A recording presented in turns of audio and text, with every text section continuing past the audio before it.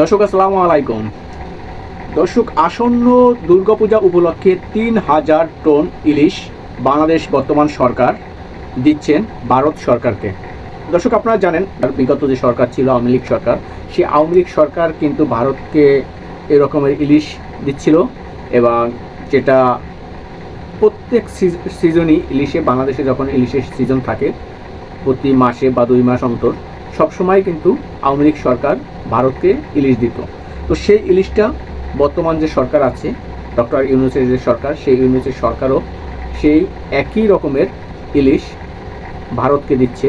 তো এখানে কিছু কারণ আছে।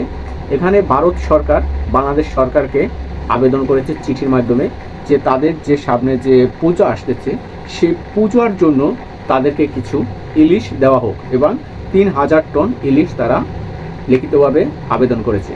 তো সেই সূত্রে, সেই ক্ষেত্রে বাংলাদেশ সরকার, বর্তমান সরকার, তাদের যেহেতু আমাদের বাংলাদেশের প্রতিবেশী ভারত সরকার বা ভারত আমাদের প্রতিবেশী, সেই দিক থেকে বিবেচনা করে বাংলাদেশ সরকার তাদেরকে আশ্বাস দিয়েছে আসন্ন দুর্গাপূজা উপলক্ষে ভারতে ৩,০০০ টন ইলিশ রপ্তানির অনুমোদন দিয়েছে সরকার।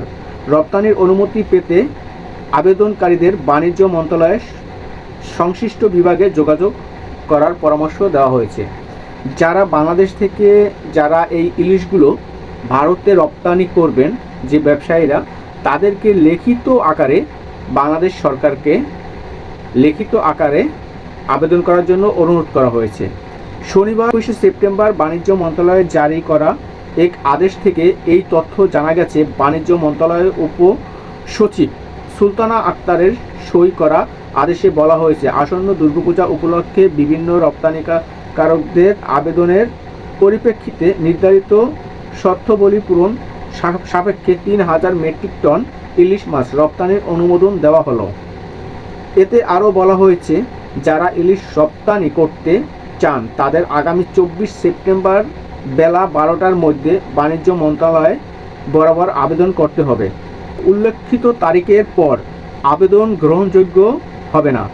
যারা আগে আবেদন করেছেন তাদের নতুন করে আবেদন করার প্রয়োজন নাই। যারা আগেই আবেদন করেছে তাদের নতুন করে আবেদন করার আর প্রয়োজন নেই। বাংলাদেশ সরকার, বর্তমান সরকার, এর আগে দেশে সরবরাহ বাড়াতে এবছর ভারতে ইলিশ রপ্তানি না করার সিদ্ধান্ত নিয়েছিল। অন্তর্বর্তী সরকার,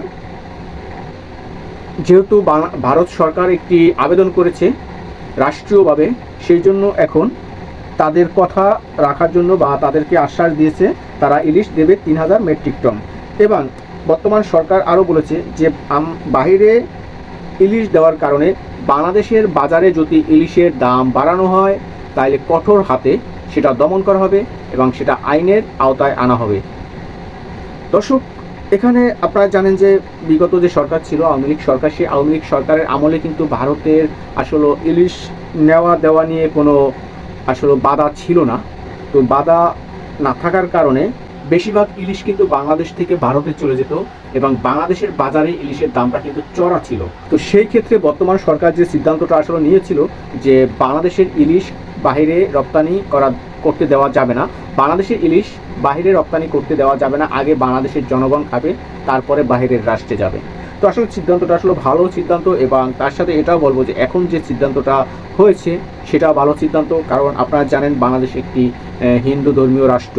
সেই হিন্দু ধর্মের যেহেতু তাদের একটি পূজা, যেমন আমাদের ঈদ থাকে, কোরবানি থাকে, রমজান থাকে, আমাদের আনন্দের দিন, তো তাদেরও এই পূজাটা একটি আনন্দের দিন।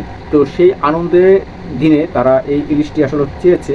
তো সেই জন্য আমি মনে করি যে সরকার, আমাদের বাংলাদেশ বর্তমান সরকার যে ইলিশটা দিতে রাজি হয়েছে, আমি তাদেরকে ধন্যবাদ জানাই যে তারা এই ইলিশটা দিতে রাজি হয়েছে এবং দেওয়া উচিত। যেহেতু আমাদের শত্রু হোক এবং বন্ধু হোক, যেহেতু আমরা দিতে সক্ষম বা আমরা দিতে পারবো, অবশ্যই দেওয়া উচিত। কিন্তু সেটা যেন সব সময় না হয়, বিশেষ দিন ছাড়া যেন অন্য সময় না হয়। যেমন বিশেষ দিনগুলোতে আমরাও বলি, আমরা সাধারণ মানুষও বলি, যাতে বিশেষ দিনগুলোতে যদি তারা চায় ইলিশ, তাহলে অবশ্যই যেন দেওয়া হয়, যদি আমাদের সমর্থন থাকে বা আমাদের সামর্থ্য থাকে। দর্শক, এই ছিল আজকে আমার ভিডিওতে। আমার ভিডিওটি যদি ভালো লাগে অবশ্যই আমার ভিডিওটি লাইক, কমেন্ট, শেয়ার করে আমার সাথে থাকবেন। চ্যানেলটি অবশ্যই সাবস্ক্রাইব করে দেবেন। আসসালামু আলাইকুম।